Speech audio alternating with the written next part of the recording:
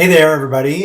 This is Hillel. I'm the author of the Madrona Heroes Register, Echoes of the Past. I had to look down at the cover to know what it was called. And we're going to do a little bit of an experiment. I am going to give you the director's cut of the book. So basically the idea is you've read the chapter already. If you haven't read this chapter, I would not watch the video because it'll spoil it, I guess. I don't know. Do whatever you like. In any case, the idea here is now that Wattpad gives you video capability on your chapter, I will record a video for each chapter just giving you sort of my notes and thoughts on the chapter. So once you've read it, you can see sort of cool things. So this video is for chapter 1 of this book. So in case you were wondering. Oh, and by the way, this is I guess in this video we'll do a little more intro. This is my office where I do most of my writing, not all. Airplanes are really good for writing too. And it's a mess, so excellent. So the first chapter, of course, was the hardest because I'd never written a novel, and this was the very first thing I had to write. And if you don't grab someone with the first chapter and get them excited about the book, then they're not going to read the rest.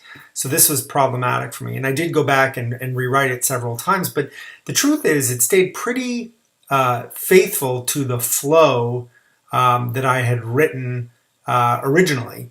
And mostly having never written fiction before, I really thought about this book as a movie. So there's a lot of sort of implied camera angles and movement and motion happening, and camera is switching back and forth between characters. So the greatest example of that is really the sort of how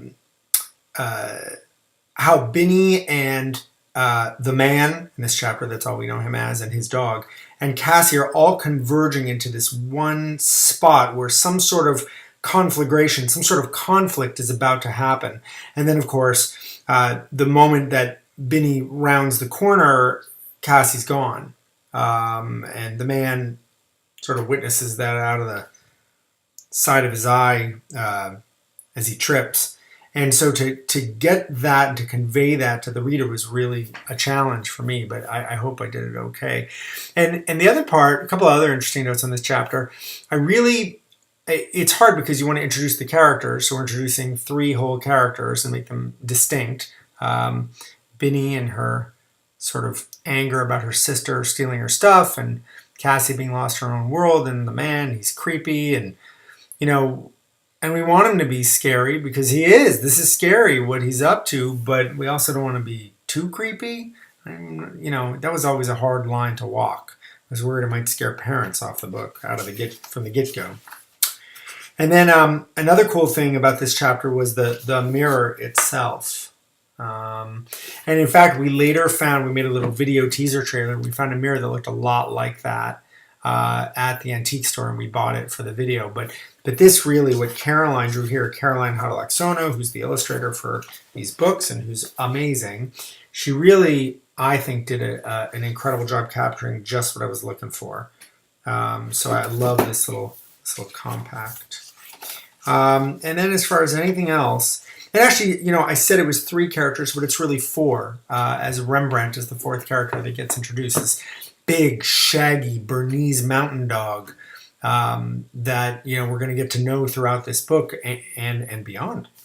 And I've never owned a dog, so kind of giving him his own personality was maybe extra challenging for me.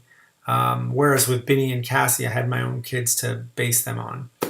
Anyway, so those are my notes on chapter 1, and I'll see you next on chapter 2.